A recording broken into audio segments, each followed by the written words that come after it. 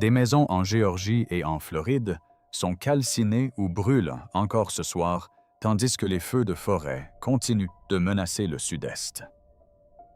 Dans ces conditions extrêmes, on ne peut pas arrêter le feu. On le contourne et on continue à le combattre, déclare-t-il. La seule chose que je sais faire dans des situations pareilles, c'est prier. Et je criais, je demandais « Hé !» Image prise par un passager lors d'un survol. À l'heure actuelle, des incendies de forêt font rage hors de contrôle en Géorgie et en Floride. Des quartiers entiers sont évacués, alors que les flammes se propagent dans les forêts, sur les autoroutes et dans les maisons plus vite que les habitants ne peuvent réagir. Et ce n'était que le début. Quelques jours plus tard, une violente tornade ravage l'Oklahoma, rasant des communautés entières. Au même moment, le fleuve Colorado continue de s'assécher, mettant au jour des structures enfouies depuis des générations. Des choses que personne n'aurait imaginé voir à cet instant précis. Des arbres commencent à mourir du jour au lendemain, sans qu'aucune maladie ne les ait atteintes. Le ciel se pare de couleurs surnaturelles. Alors que se passe-t-il réellement aux États-Unis? Est-ce que simplement le chaos? Ou s'agit-il des mêmes avertissements écrits, il y a des milliers d'années? Une nation autrefois bâtie sur la foi en Dieu est aujourd'hui divisée, instable et ébranlée de l'intérieur. Sommes-nous témoins de la réalisation d'une prophétie? Si cela vous interpelle, n'hésitez pas à laisser une courte prière en commentaire, car parfois le retour à Dieu commence par invoquer son nom. Mais ce qui se passe actuellement sur le terrain ne peut plus être ignoré. En Géorgie et en Floride, des incendies ravagent des communautés entières à une vitesse fulgurante, ne laissant que la fuite pour réfléchir. À Westville, des familles ont vu les flammes engloutir leurs maisons construites pendant des décennies, réduites en cendres en un seul après-midi. Le vent tourne sans prévenir, emportant des braises par-dessus les autoroutes et jusque dans les quartiers résidentiels, déclenchant de nouveaux incendies à des kilomètres de là. La fumée s'étend bien au-delà des zones brûlées, enveloppant des villes comme Atlanta d'un épais brouillard suffocant. L'air devient irrespirable. Des centaines de personnes évacuent certaines sans savoir s'il restera quoi que ce soit à leur retour. Et pourtant, même au cœur du chaos, certains refusent de partir, restant dans leur jardin tuyau d'arrosage, à la main face au mur de feu, comme s'ils tentaient de contenir une force qui les dépassait. Et ce n'est pas qu'au sud-est. À New York, les flammes ont ravagé une église et un presbytère centenaire, provoquant l'effondrement de pans entiers de la structure, tandis que les pompiers luttaient pour contenir un incendie qui se propageait plus vite que prévu. Partout dans le pays, de nouveaux foyers d'incendie continuent d'apparaître. Des lieux différents, des conditions différentes, mais le même schéma se répète. Le feu se lève, se propage, consume. Alors que ces incendies continuent de ravager le pays, les Écritures prennent une résonance qu'il est difficile d'ignorer. Comme il est écrit dans Joël 2:3, « Un feu brûle devant eux, et derrière eux une flamme. Le pays est comme le jardin d'Éden devant eux, et derrière eux un désert désolé. » Ce n'est pas qu'une simple poésie. C'est un schéma récurrent. La vie se transforme en perte, l'abondance en néant en un instant. Et encore dans Isaïe 66:15. Car voici, l'Éternel viendra avec le feu pour exercer sa colère avec fureur. Dans les Écritures, le feu n'est jamais un hasard. Il est une présence. Il est un avertissement. Il est une purification. De l'incendie de Sodome et Gomorrhe à la colonne de feu qui guida Israël à travers le désert, Dieu s'est toujours servi du feu pour révéler quelque chose de plus profond que la simple destruction. Car il y eut jadis une nation qui invoquait ouvertement son nom. Une nation qui avait bâti ses fondements sur la foi, sur les Écritures, sur la crainte de Dieu.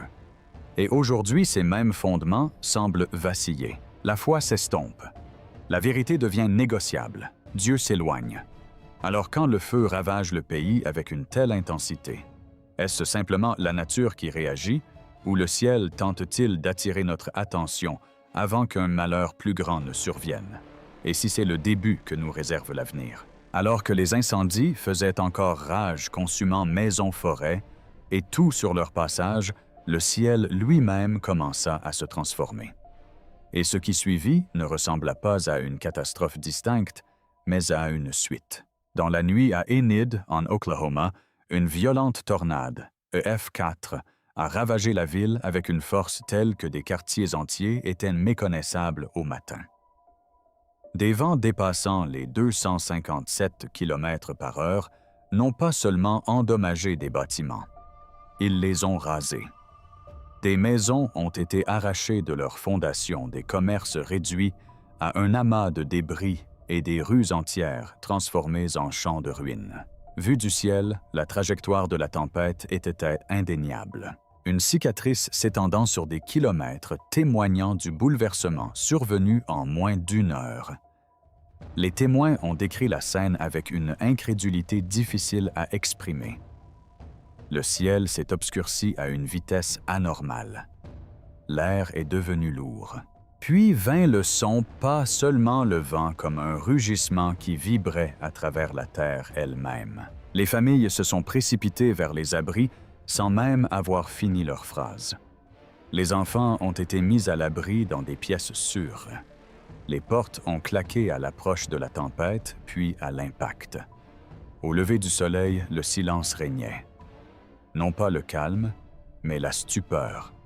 Les gens sont sortis et ont trouvé leur maison détruite. Les lieux familiers n'étaient plus qu'un amas de décombres. Des vies entières jonchaient le sol. Certains restaient immobiles, incapables de bouger. D'autres se mirent à chercher à appeler des noms, s'accrochant à la réalité d'avoir survécu, alors que tout autour d'eux avait péri. Et pourtant, aucune vie n'avait été perdue. Même au milieu du chaos, la miséricorde existait. Pourquoi cela arrive-t-il maintenant? Et pourquoi ainsi? Car lorsque le feu jaillit du sol et que le vent se déchaîne avec une telle force, il devient difficile de considérer ces événements comme isolés.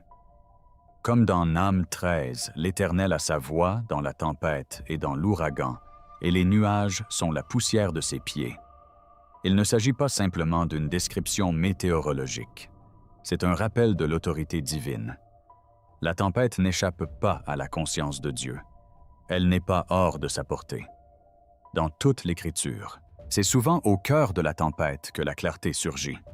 Non pas le réconfort, mais la vérité. Un moment où le contrôle nous échappe.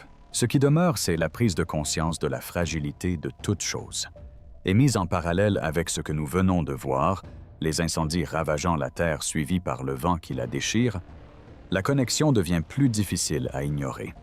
Car il existe dans la Bible des moments où le jugement ne s'est pas manifesté par un seul signe, mais par une succession d'événements, le feu, le vent, la terre, chacun répondant à sa manière, mais désignant tous une même réalité. L'Écriture nous avertit depuis longtemps que ce qui est caché ne restera pas enfoui pour toujours. Et maintenant, quelque chose sous les eaux commence à répondre à cet avertissement.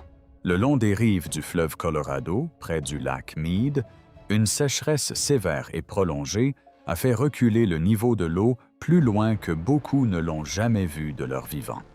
Ce qu'elle expose, ce ne sont pas seulement des terres émergées, mais les vestiges d'un passé ancien. Des fondations de pierre, des fragments de structures sculptées et des artefacts érodés par le temps ont commencé à émerger des couches de boue et de sédiments. Certains ont été enfouis pendant plus de 2 ans, remontant peut-être aux premières civilisations indigènes, bien avant l'existence de l'Amérique moderne. Au début, il semblait s'agir de débris épars. Mais à mesure que le sol se dégageait, les motifs se précisaient. Des pierres alignées, de manière à suggérer une conception intentionnelle. Des sections ressemblant à des plateformes des murs ou des chemins des structures qui se dressaient autrefois, puis ont disparu sous les eaux montantes et sont restés cachés pendant des générations. Des témoins décrivent leur silence au bord du rivage qui s'est retiré non seulement face à ce qu'il voit, mais aussi à cause du sentiment qui l'accompagne, l'impression que quelque chose d'oublié depuis longtemps ressurgit à un moment précis. Les paroles de Jésus résonnent particulièrement en ce moment. Dans Luc 8,17, il est dit « Car il n'y a rien de secret qui ne doive être découvert, ni rien de caché qui ne doive être connu et mis au jour. » Il s'agit de bien plus qu'une simple affirmation de vérité. C'est une promesse concernant le moment opportun. L'Écriture enseigne qu'il arrive un moment où tout ce qui est dissimulé, qu'il s'agisse d'histoires de péché ou d'avertissement, est mis en lumière non par hasard, mais délibérément. Et dans Isaïe 44, 27, il nous est rappelé, il dit à l'abîme, « Sois sec, et j'assécherai tes fleuves. » Dans la Bible, lorsque Dieu permet aux eaux de se retirer cela, marque souvent un tournant. Aux tentes de Noé, les eaux se retirèrent pour révéler un monde jugé et transformé. À d'autres moments, des chemins asséchés apparurent là où il n'y en avait pas, symbolisant à la fois la fuite et la mise à nu. Alors, que signifie le fait qu'une rivière moderne commence à exhumer ce qui était enfoui depuis des millénaires? Se pourrait-il que ce soit plus qu'un simple changement environnemental? À une époque où une nation jadis ancrée dans la foi est aujourd'hui en proie à la division, à la confusion et à l'éloignement spirituel, la terre elle-même commence à réagir. Car l'Écriture ne parle pas seulement de bénédiction, elle met aussi en garde contre la correction. Lorsqu'un peuple s'égare trop, lorsque la vérité est mise de côté, lorsque la foi devient secondaire, Dieu ne reste pas toujours silencieux. Parfois, il permet que les fondements soient ébranlés et que les choses cachées soient révélées. Dans certaines régions de Californie, des centaines d'arbres matures, des arbres qui se dressaient depuis des décennies, voire des générations, ont commencé à mourir presque du jour au lendemain. Non pas lentement, sans signe de dépérissement, mais soudainement. Un jour, ils étaient luxuriants vers vivants. Le lendemain, ils étaient là.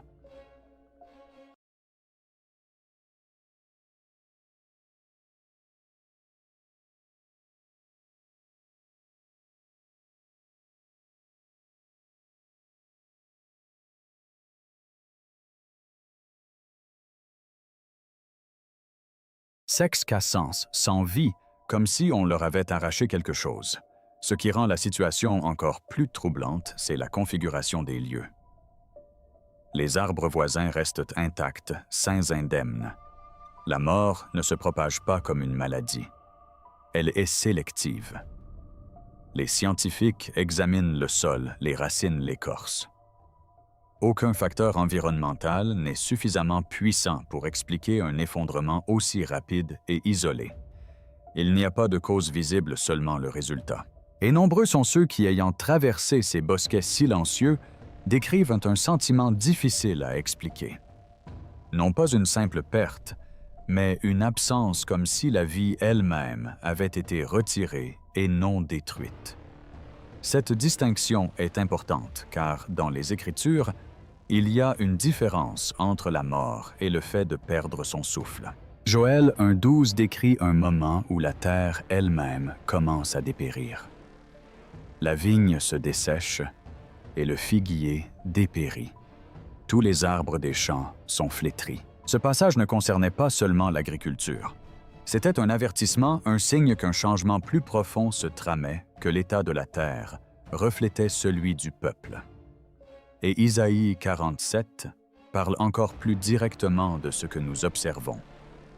L'herbe se dessèche, la fleur se fane, parce que l'Esprit du Seigneur souffle sur elle. Au temps de l'Égypte, les plaies ne venaient pas seulement punir, mais aussi révéler les limites du pouvoir humain et l'autorité de Dieu sur toute chose. Dans les dernières pages de l'Apocalypse, la terre elle-même réagit, la végétation, l'eau, le ciel, tout est affecté dans le cadre d'un déploiement plus vaste. Alors, à quoi assistons-nous aujourd'hui? Lorsque des arbres centenaires meurent en un instant, tandis que tout autour d'eux reste intact, cela soulève une question plus profonde, car il ne s'agit pas seulement d'un effondrement de la nature, mais peut-être d'une perte. Et juste au moment où les avertissements semblaient avoir retenti du ciel et de la terre, quelque chose a commencé à surgir des profondeurs. Dans certaines régions de Pennsylvanie, des feux de charbon souterrains qui brûlaient silencieusement depuis des décennies ne restent plus cachés. La fumée s'échappe désormais par les fissures du sol. La chaleur s'échappe par endroits là où la terre elle-même est chaude au toucher. Dans certaines zones de fines volutes de fumée s'élèvent sans flamme, sans explosion, juste un dégagement constant venant des profondeurs, comme si quelque chose d'enfoui profondément commençait à remonter à la surface. Les géologues vous diront que ces incendies ne sont pas nouveaux. Ils brûlent sous la surface depuis des années, voire des générations. Et c'est vrai. Mais ce qui change maintenant, c'est la visibilité. Ce qui restait autrefois scellé sous terre apparaît désormais à la surface. Visible, indéniable, impossible à ignorer. Et ce phénomène coïncide avec tout le reste, le feu qui ravage la terre, les tempêtes qui font rage dans le ciel, la vie qui se retire des forêts, et maintenant, le feu qui jaillit des entrailles de la terre. Dans la conception antique, la terre n'était jamais perçue comme vide. Elle était vue comme une frontière, un lieu où ce qui est caché reste contenu jusqu'à ce qu'il ne le soit plus. Job 28,5 décrit « Quant à la terre de sa terre sort le pain, et dessous elle remonte comme un feu. » Il y a des milliers d'années déjà, les Écritures reconnaissaient qu'en dessous des apparences de stabilité se cache une force puissante capable de transformer la terre elle-même. L'Apocalypse 9, 2 nous offre une image bien plus troublante. Il ouvrit l'abîme, et il en sortit une fumée, comme la fumée d'une grande fournaise. Il ne s'agit pas simplement d'un langage géologique. C'est le symbole de la libération de ce qui était autrefois contenu et qui est désormais autorisé à s'élever. Dans toute la Bible, de tels moments sont toujours porteurs de sens. Lorsque la terre réagit au feu qui vient non pas d'en haut, mais d'en bas, cela révèle une vérité plus profonde. Ce qui est caché ne le reste pas éternellement, et ce qui est retenu ne le reste pas indéfiniment. Il y a là aussi une leçon qui dépasse le cadre de la terre sous nos pieds. Car à l'instar de ces feux, il existe dans le cœur humain des choses qui peuvent brûler silencieusement pendant des années, sans être contrôlées, invisibles, ignorer l'orgueil, la colère, l'éloignement de Dieu. Elles peuvent être invisibles au début, mais avec le temps, la pression monte et finalement, ce qui était caché commence à refaire surface. Les Écritures nous mettent en garde non seulement contre les signes du monde, mais aussi contre notre propre état intérieur. Lorsque la fumée commence à s'élever, ce n'est pas le début de l'incendie, mais le moment où il devient incontrôlable.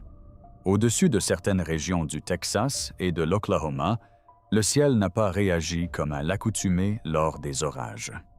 Avant même la formation de la tornade, l'atmosphère a changé de façon perceptible. Le ciel est devenu d'un vert profond, épais et anormal, projetant une lumière blafarde, presque maladive sur les quartiers et les champs. Le vent est tombé. L'air est devenu lourd et immobile. Un silence tel que chacun s'est arrêté et a levé les yeux. Puis l'orage a commencé à se former.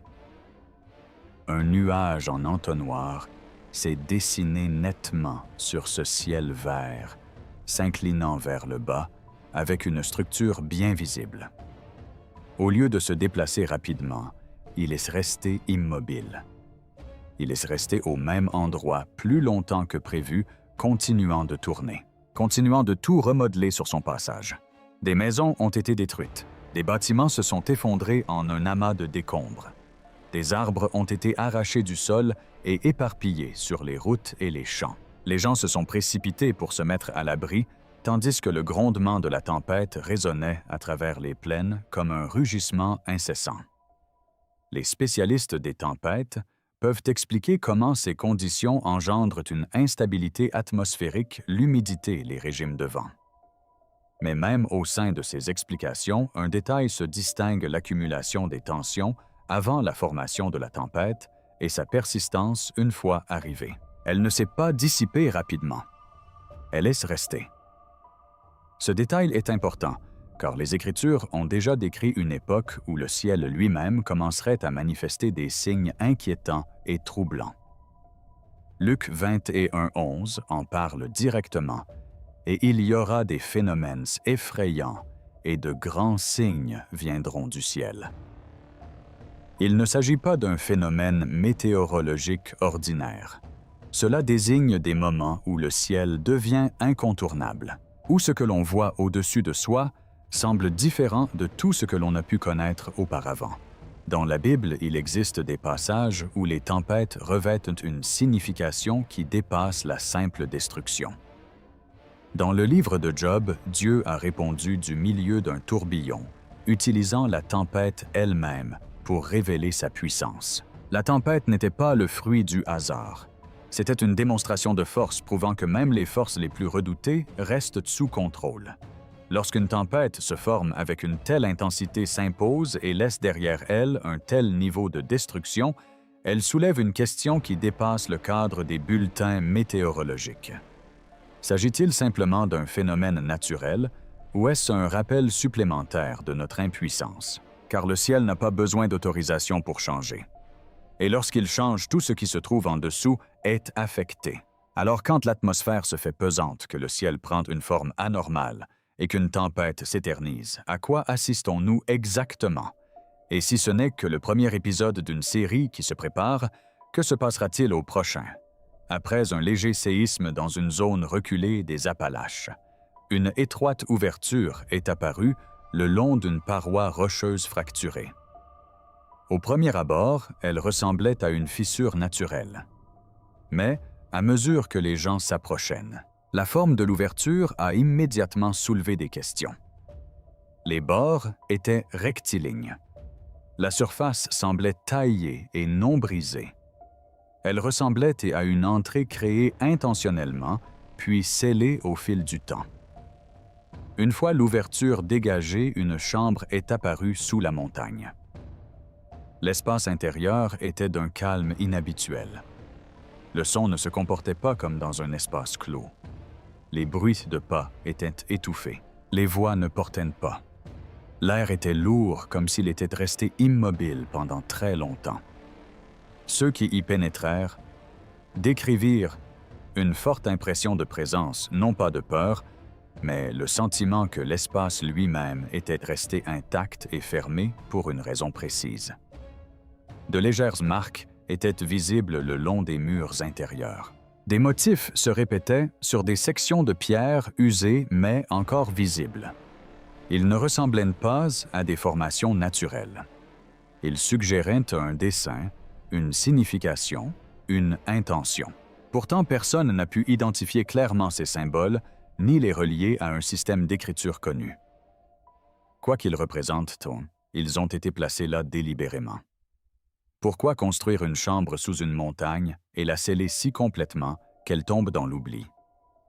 Daniel 12:4 parle d'un temps où les choses scellées ne resteraient pas cachées éternellement.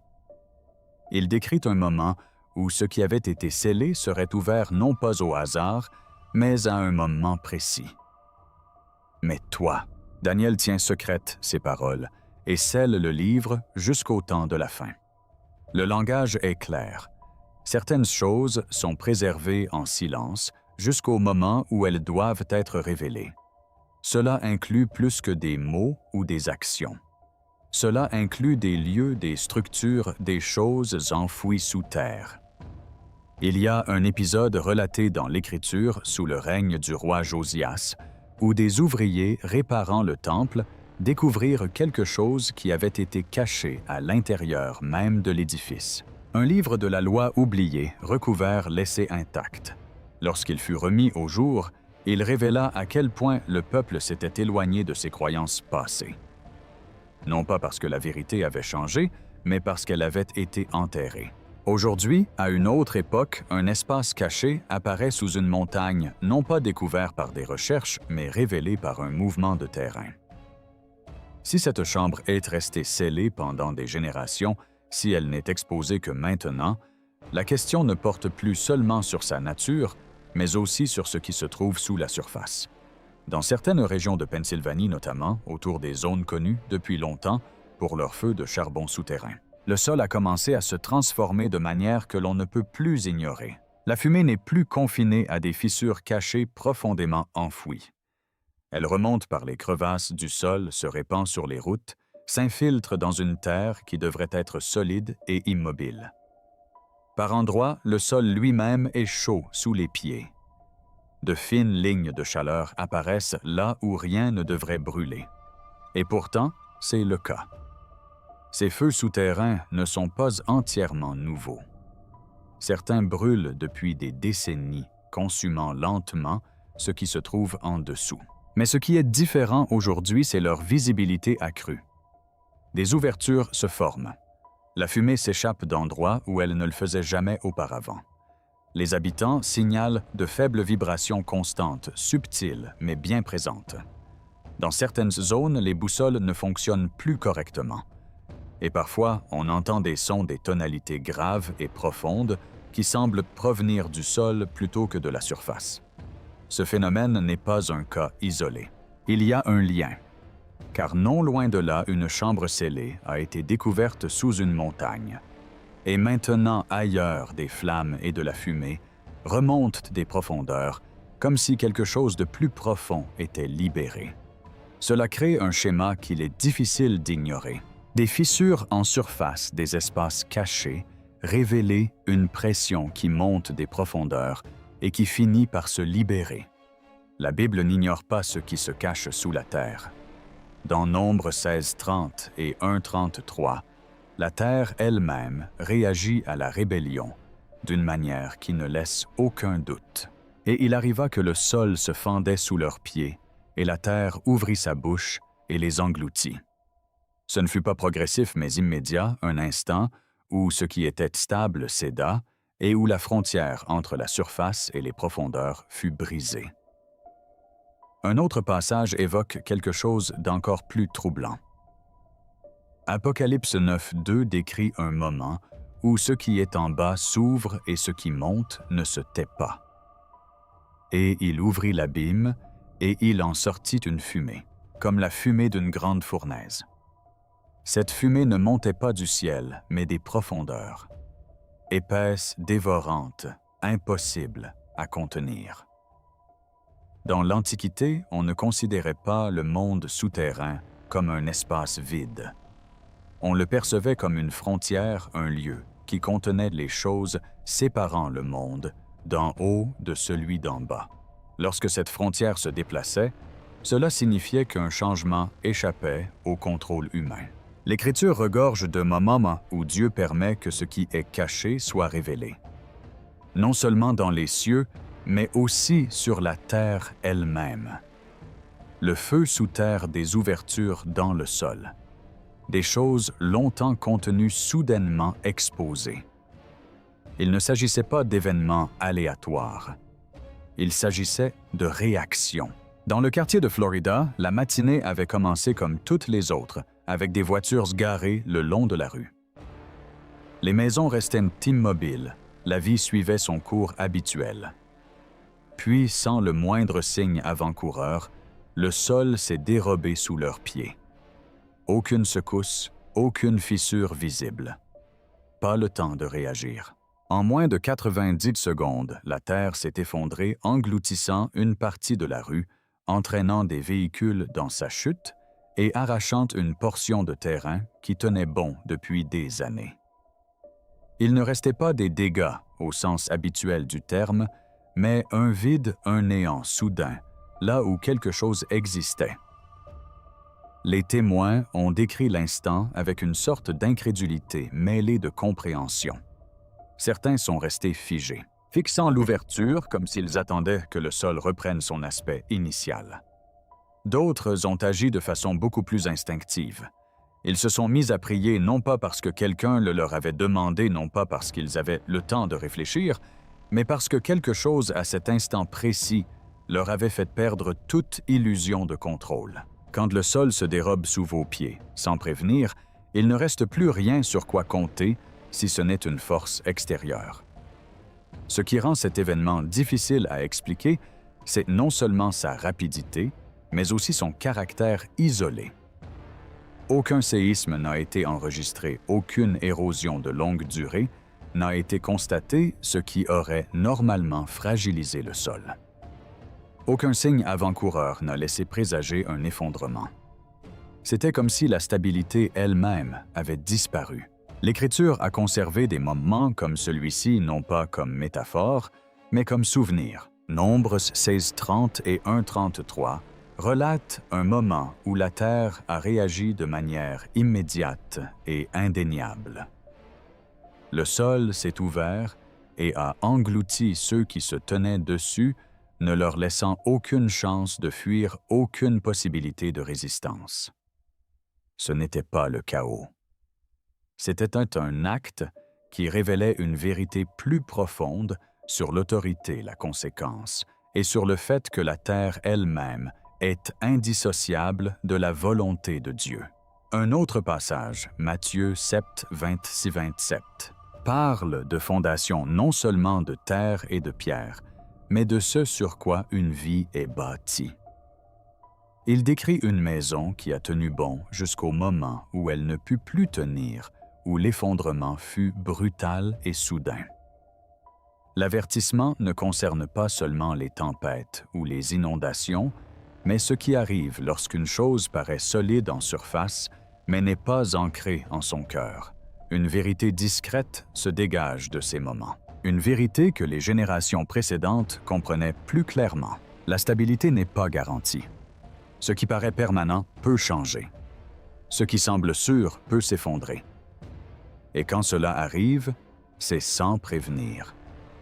Dans l'Antiquité, on ne séparait pas aussi facilement le physique du spirituel. Lorsque le sol s'est ouvert, ce n'était pas seulement perçu comme un événement géologique. On y voyait un signe, une réaction, quelque chose qui portait une signification dépassant le champ des possibles. Considérés individuellement, ces événements peuvent être expliqués, débattus, voire réfutés. Mais lorsqu'on les observe ensemble, lorsque le ciel, la terre, les eaux et la vie elle-même commencent à se transformer simultanément, le schéma devient plus difficile à ignorer. Des sons semblables à des trompettes résonnent dans les villes. Des lumières anormales sillonnent le ciel nocturne. Tout se déroule simultanément, se superpose, s'intensifie, converge. Jésus a parlé directement de ce genre de situation.